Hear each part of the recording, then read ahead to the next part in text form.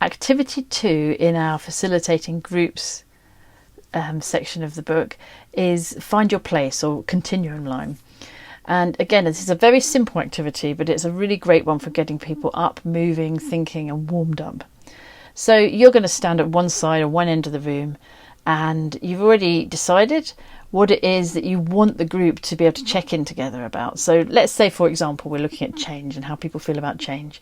You might say, okay, this end of the room is if you are really cautious about change, you're not that comfortable with it, you like a lot of time to adjust, and it's not your favourite thing.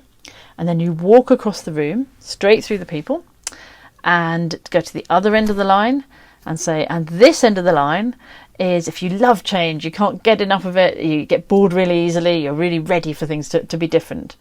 And then you can gesture up the line and say, or anywhere in between. And you then say, so go and stand where you feel you are today on this line. People won't make a line, they'll make a cluster, that's fine. You make the point there isn't a good or bad end of the line, it's just different. We're all different. And you ask people then to speak to one other person.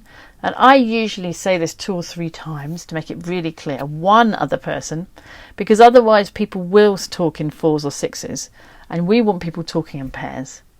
The reason for that is that everybody then is getting a chance to speak, even the quieter people, and you've got a lot more thinking going on in the room.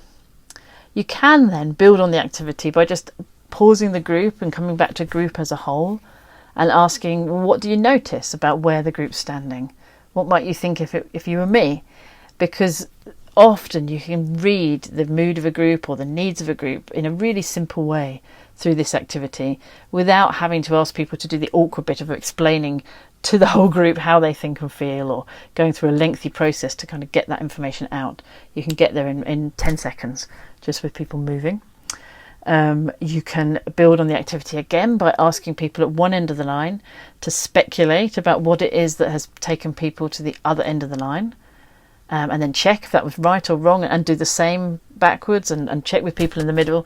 So there's a fair bit you can do if you want to with this simple activity, but it's another really useful way of purposefully warming up a group to engagement and action and themselves and other people and to the room.